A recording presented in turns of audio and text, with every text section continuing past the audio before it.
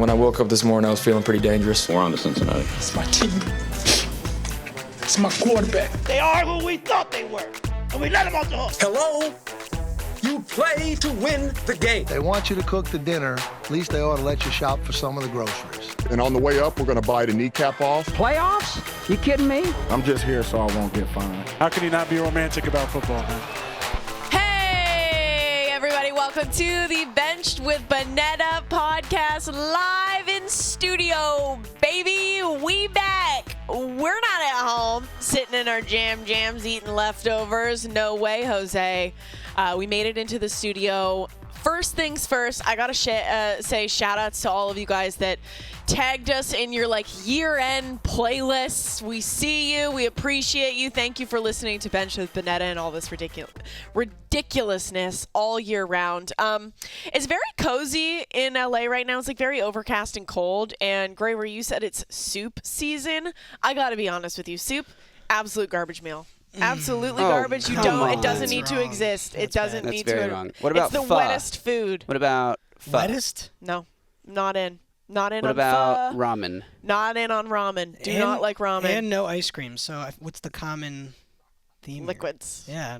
Liquids for food. This is a bad food. That's a horrible. Ouch.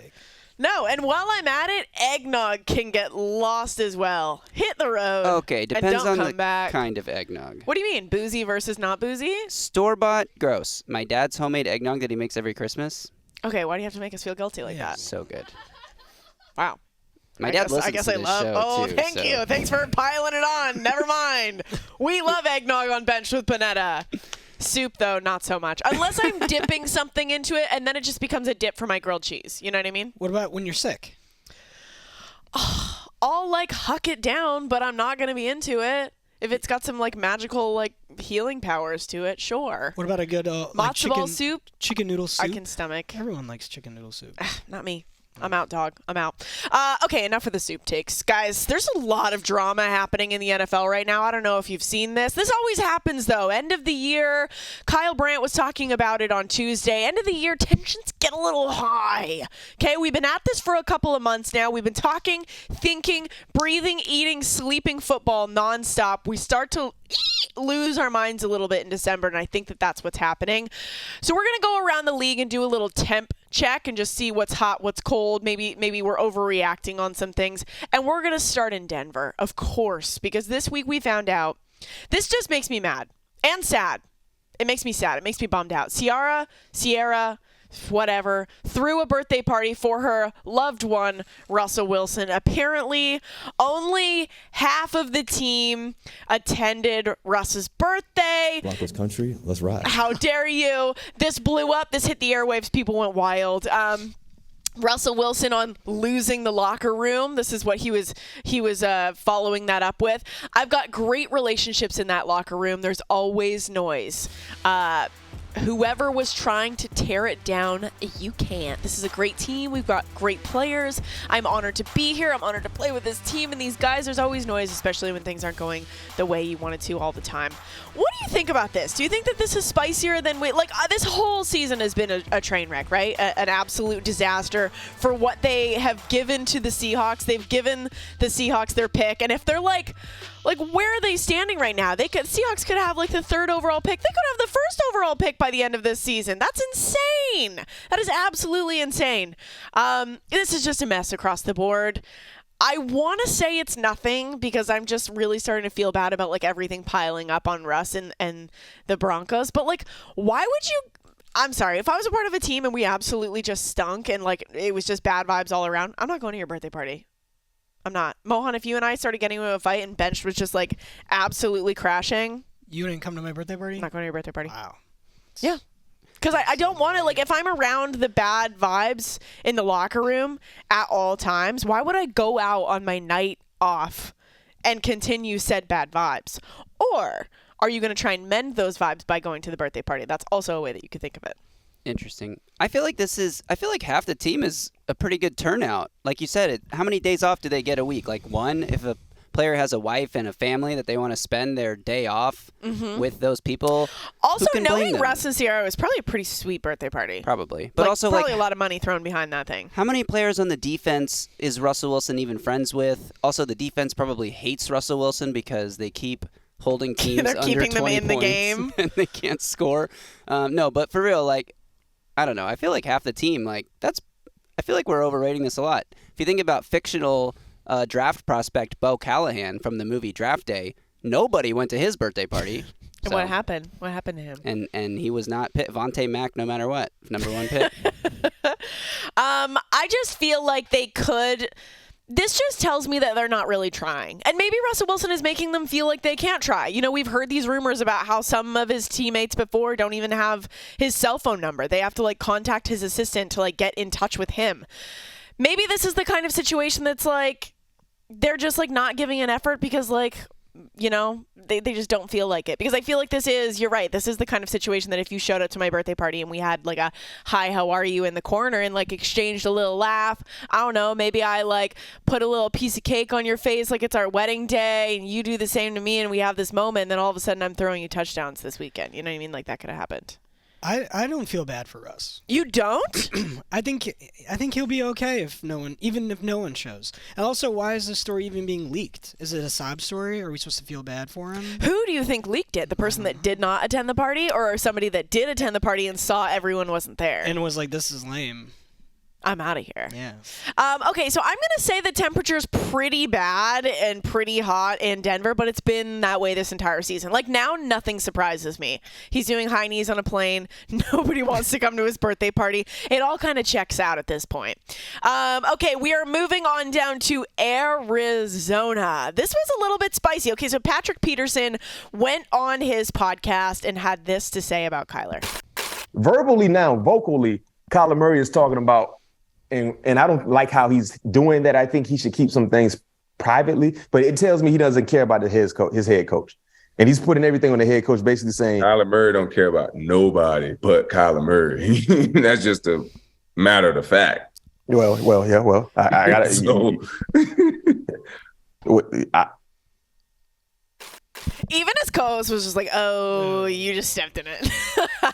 Okay, so Kyler responded to this. This clip was obviously posted to social and kind of blew up. Kyler said, "This isn't true. You're on some weird you got my number. If you really felt like this as a big bro or mentor, you're supposed to call me and tell me, not drag me, so your podcast can grow." Okay, and then Patrick Peterson chimed back in, and this is what he responded with. "I don't have any beef with Kyler Murray. What I meant by my comment was when you are a franchise quarterback, you have to carry yourself in a certain way. So if you're having a bad body language, pouting, moping on the sideline, what type of energy do you think feeds off to your teammates?" I don't think that that's what he was saying. You can hear in his voice, he's even laughing afterwards. He's like, "Are you kidding me, Kyler Murray? No, I know exactly who he is. He's this kind of person." He wasn't saying, if he meant it, he would have explained it in that way, but he wasn't. He was making fun of him in a way. Also, DeAndre Hopkins came to Kyler Murray's aid, but in a very sad way. He tweeted, "You don't kick a man when he's already down." That's just, this team's an absolute mess as well. They lost down to the wire this weekend, right? Not good. I'd say the temperature is pretty lukewarm, but getting hot. I think that by the end of the season, if this is just a wash and a failure of a season, after all that, let's go back to the offseason and talk about Kyler Murray and that painful note and his agent and the Call of Duty and DeAndre Hopkins being suspended for 6 months. All for what? This season has been so dramatic. If I was a Cardinals fan, I'd be so over it at this point. I hate this. Why? From Patrick Peterson.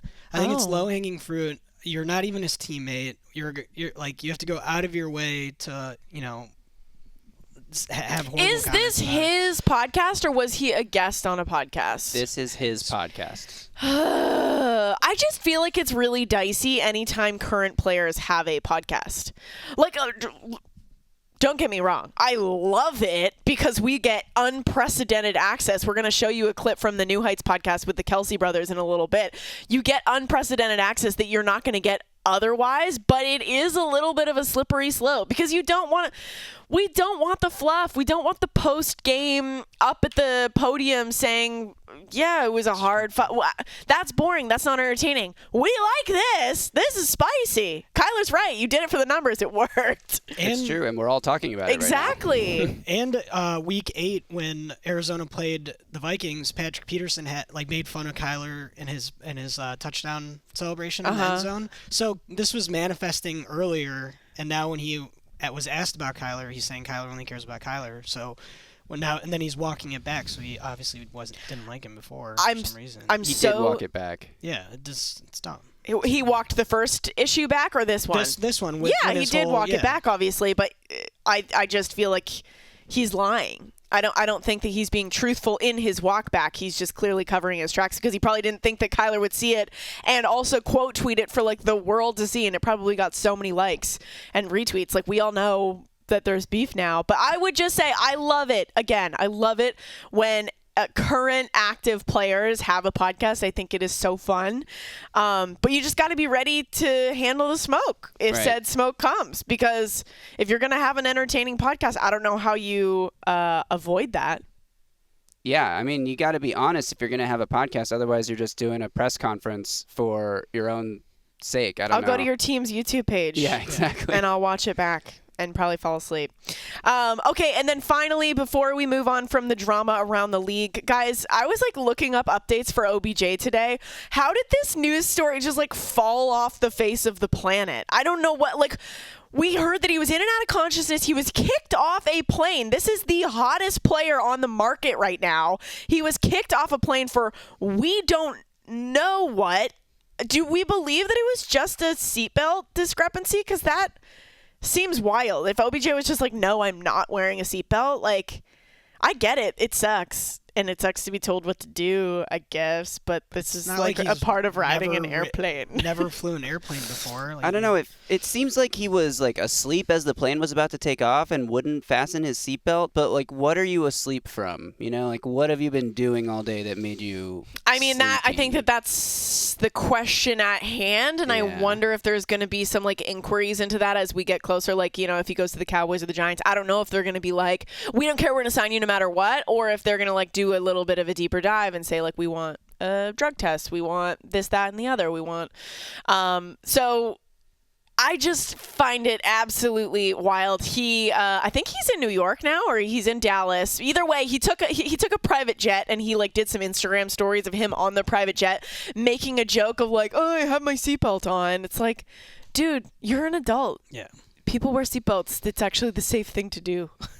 On airplanes, on cars, it just seems very childish, and to be honest, just typical OBJ behavior. I think that all of the issues that he's had amongst teams are just kind of being a little bit of immature. And that's what this is giving me. And to be honest, right before all of these super important meetings, I know football above everything, and but that's another thing. OBJ is so later on in his career, he's just coming back from an injury. He is a flashy player, and you want to sign him to your team because he's a superstar and he's got a great personality and he's fun. But all the stuff that you've had to deal with, I still even remember Giants. Remember when he was had this hissy fit? What did he do? Throw his helmet? The net. Yeah. And then all the stuff with Baker, and then was it OBJ's dad? Just nonstop across the board. The only time he hasn't been really immature was when he was on a Super Bowl winning team and he won the Super Bowl. Yeah. I don't know if I'd want to get into that, y'all. But we shall see where he goes. I hope that we'll find out soon. Giants, Cowboys, Bills. Apparently Rams took his stuff out of the locker this week, so he's not going to go back to the Rams, and they've been saving his spot. Well, they're definitely not a contender. Absolutely not. No, why would he go there? No offense to the Rams. We love you. Okay, we're going to take a break from the drums. Okay, we're going to keep you updated on all of those things, of course, on this podcast because we love drama and we love being petty. Coming up next, we're going to pick this week of games. We've got some good ones this week. I am very excited for Week 13 football. Let's go. Don't go anywhere.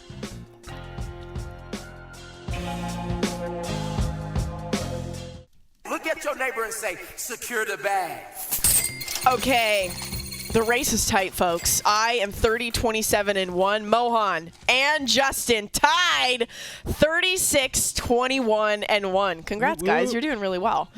Okay, so here's the thing. We were just talking on the commercial break. I need to make some moves. Okay, I only have so much time left. I need to make some regular season moves to position myself nicely in the postseason. I'm going to have to pick opposite of I'm going to have to start taking some chances, okay? So just so you know, these picks might be a little bit wild, but not the first one. Packers -3 against the Bears. I'm going Packers 24-17. I know that there are like all of these issues going on with Aaron Rodgers. He's got a rib situation. He's got apparently a fractured something in his hand, which he's had since week 5 apparently. But I'm still going Packers. They own the Bears, obviously. I loved what Aaron Rodgers said on the Pat McAfee show this week. We've got a chance to run the last 5 and see where we stand after that. Listen, if we were 8-4, 4-8, 12-0, 0-12, I'd be wanting to suit up for this week, and not just because it's Chicago, because that's what you do. If you can go out there and compete, you go out and play. Apparently his scans came back pretty clean. He's not feeling as bad as he was during that last game. I'm going Aaron Rodgers, owning the Bears. How many chances is Aaron Rodgers going to have to own the Bears? We don't know. It might be Jordan Love season after this.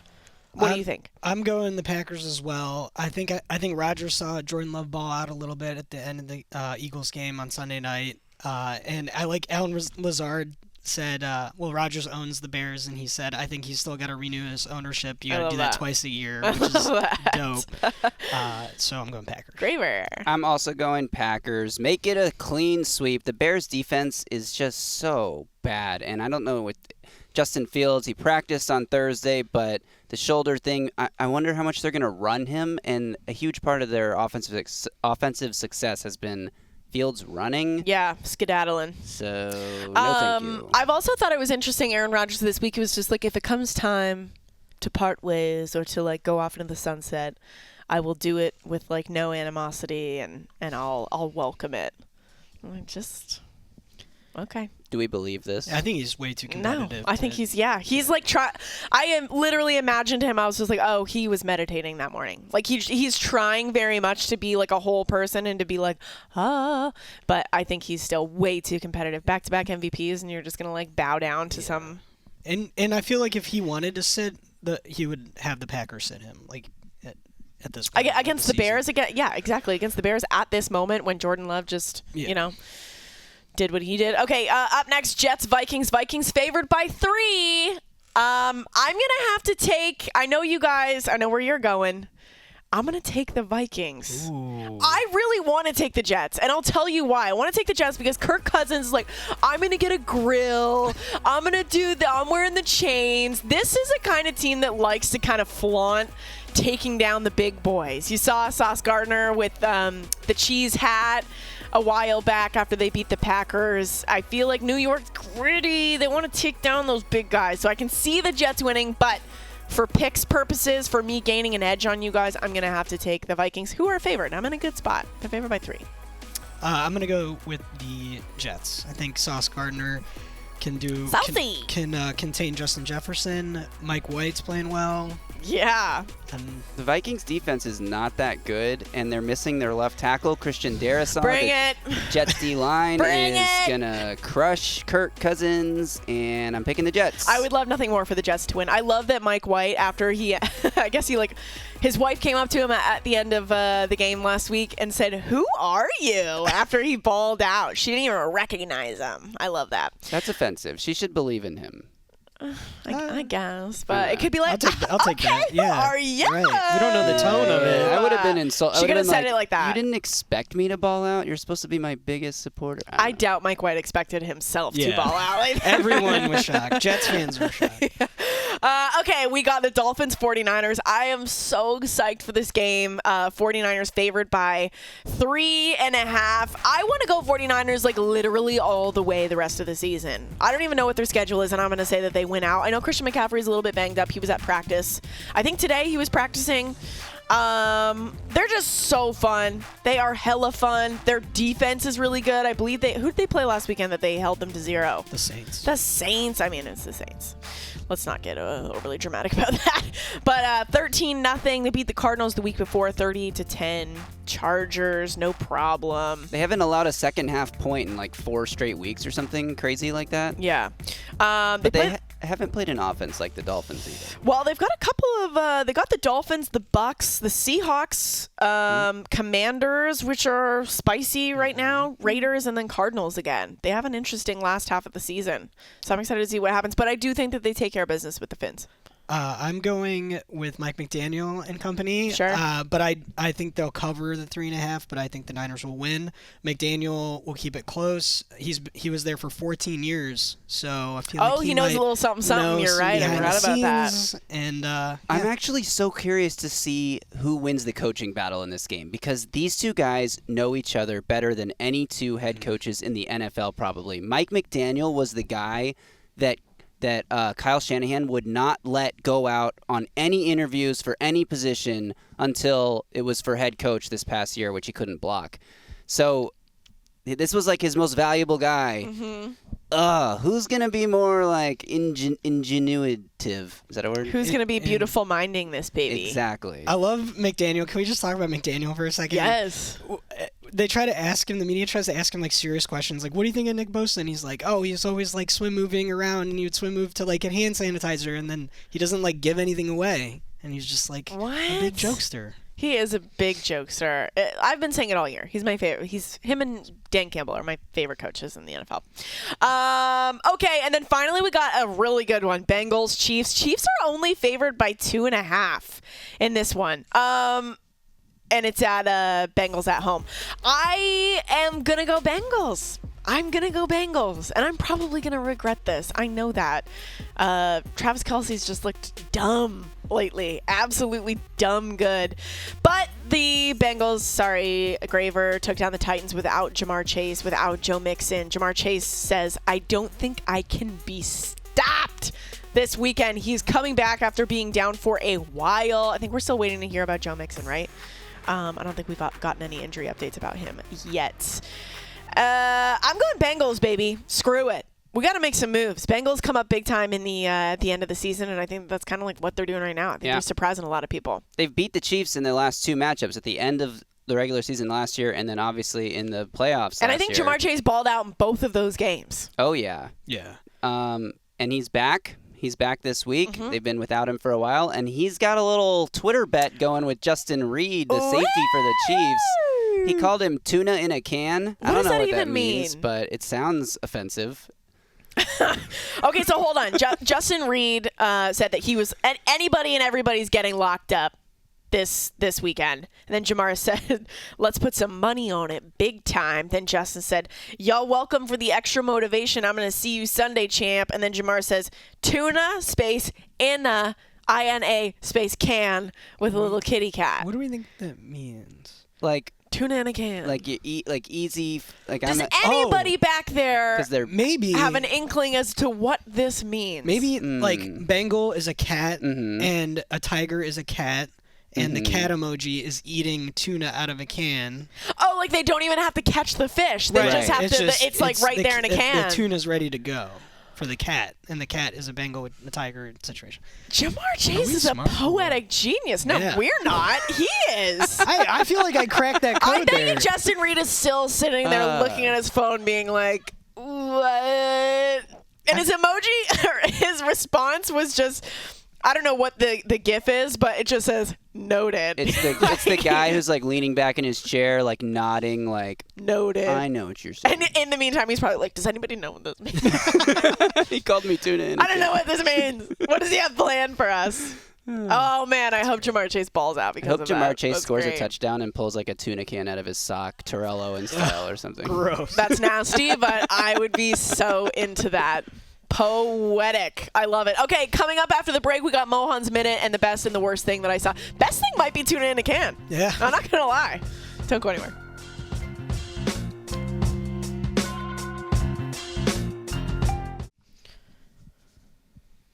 Pew, pew, pew. Okay, it is time for Mohan's Minute. Every single week, we give Mohan the floor for a minute to talk about whatever he wants. What was it last week? Bird poop? That was a couple weeks ago. Oh. Nothing gives me more secondhand embarrassment at a sporting event than the T-shirt cannon. Like, in what other world do you see grown-ups literally fighting over an XXL T-shirt that you're never going to wear ever again? And it's just really embarrassing. I'm embarrassed for everyone involved. Yep. And the World Cup's going on, and I don't know if that's just like an American thing that we do here. I haven't seen any T-shirt cannons at the World Cup, mind you. No, I mean, like, those are like normal fans of sports. Oh, like, yeah, they're not in like... America, we do the T-shirt cannon, and I just think it's really embarrassing, and like, just you're never gonna wear that T-shirt, so why are you going? It's absolutely chuggy. However, I do feel like we need to put you in jail because you are robbing people of happiness. A lot of people love free stuff.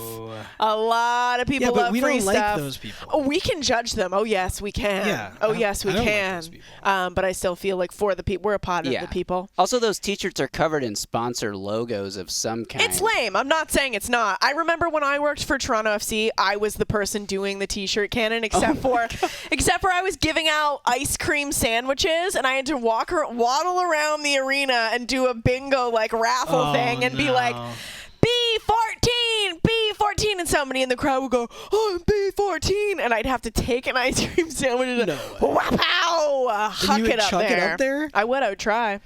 Wow. There was not many people at the game. That's a big mess.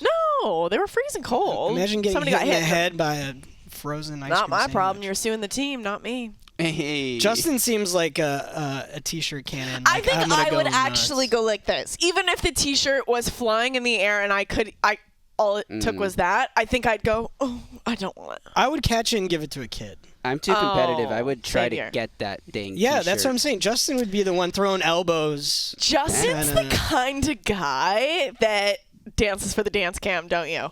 Oh, no. If it's a real fun game, and maybe you have a couple of pops I don't stand up and go crazy just hoping they'll put me on the big screen. But the last time I was at the Mavs game, you can take him out of jail. The last time I was at a Mavs game, it was Mavs Warriors Western Conference Finals. I was there with my family, and my sister got up and started dancing really goofy, and she got up on the big screen, and she was mortified because she was not trying to get on the big screen. What are you doing then, sister?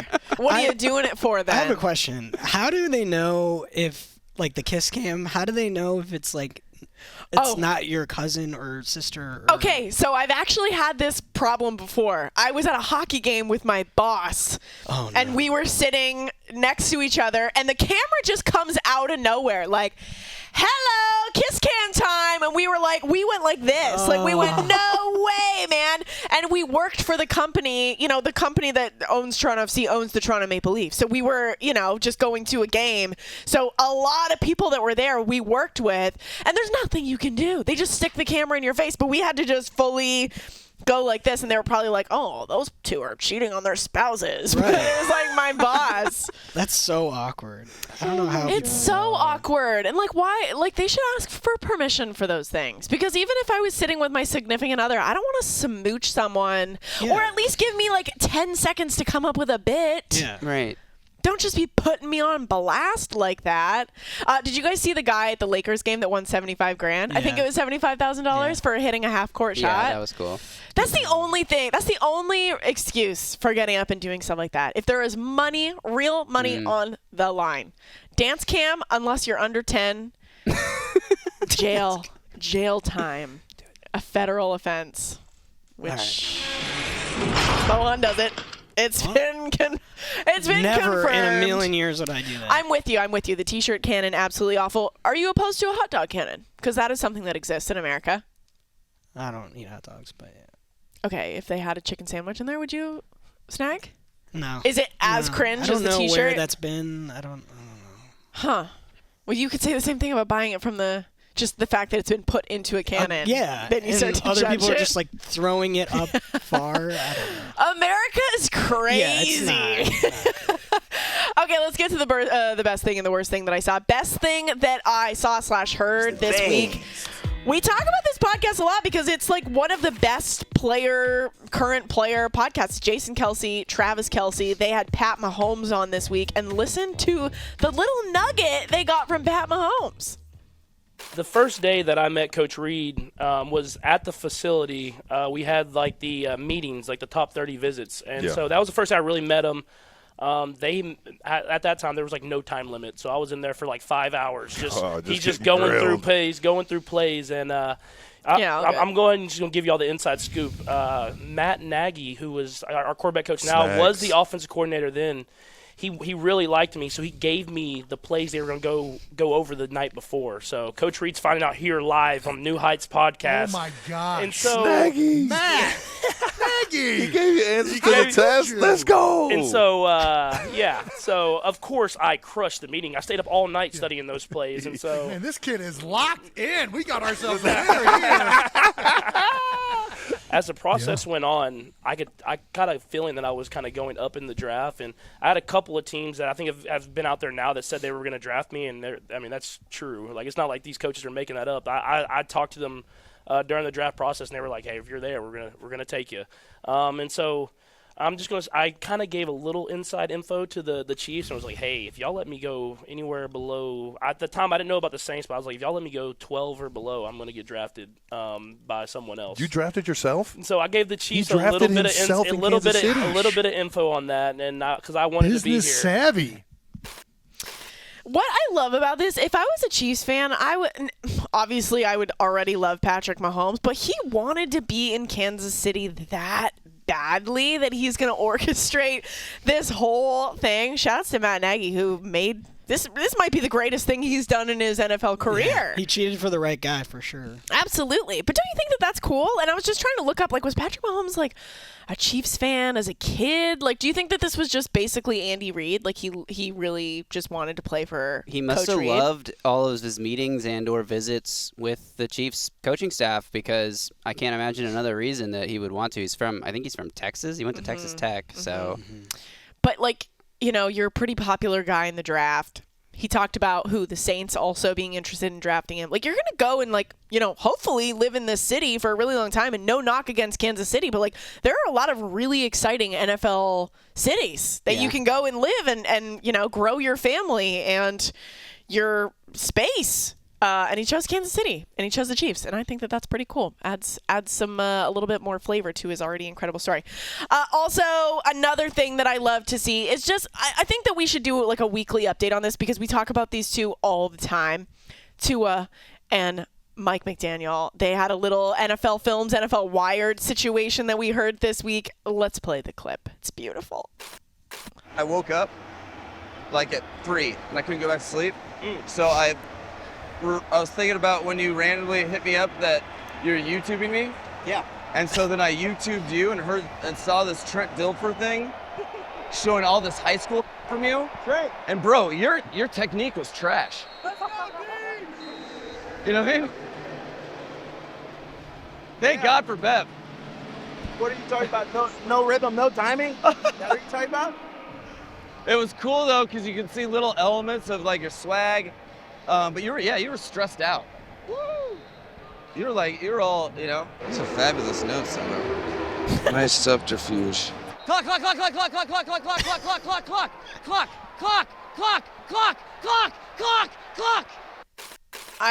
What a madman. But there was also something that kind of came from this, or maybe it just like popped up this last week, that Tua said, I thought I sucked before Mike McDaniel came along and told me that I didn't. He made a 700 play tape of Tua's good plays and showed it to him. That's beautiful. This is a beautiful, like, again. Sounds long. Do you think Tua actually sat through that, or he's like, I did these. Let me fast forward these. I'm over here being like, Rachel, I suck, and she's like, yeah, you do. Go to jail. I've never. Well, I might say that on the podcast, but I say otherwise in the real world. No, I think that's really not. Yeah. Exactly. Yeah, you think you're going to turn on the host of our own show. No, but I think that this is really beautiful. I think that I specifically made fun of Tua and Mike at the beginning of the season when they had that really awkward FaceTime that I bring up as often as I possibly can. But it's turned into a really beautiful positive reinforcement. Yeah. Okay, I'll work on my stuff. Okay. Okay, the worst thing that I saw.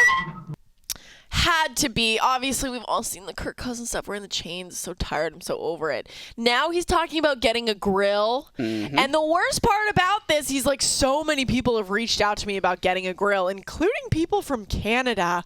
My own country is feeding into this chuggy. No, we have footage.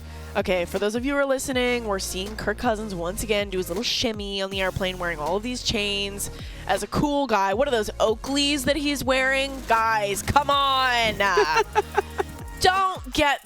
Let's not do the grill thing. It just seems kind of weird, and I don't know. Are you buying it, Mo? Do you like this? No, I hate it. This man needs to be stopped. He needs to be stopped. He needs to be stopped at all costs. Get back to your barbecue. This is why I picked the Jets. You picked the Jets for this reason too, but because you think the Jets like to take down the big dog. I picked the Jets because this just has disaster written all over it from the Vikings perspective. I saw Greg Rosenthal tweet. Yeah. He like quote tweeted, "Oh, Kirk Cousins is in talks to get a grill," and he's like, "Jets by 100." Oh, I cannot wait to watch it. I'm Jets in my heart. Okay, I got to get ahead in the picks here, guys. That is our show. That's it. That's all. We are going to be back on Tuesday with KB recapping Week 13. We're going to be in a Week 14. Don't we have fantasy football playoffs coming up next week? Depends on your league. I'm not going to be in any of them because I've been trashed this season.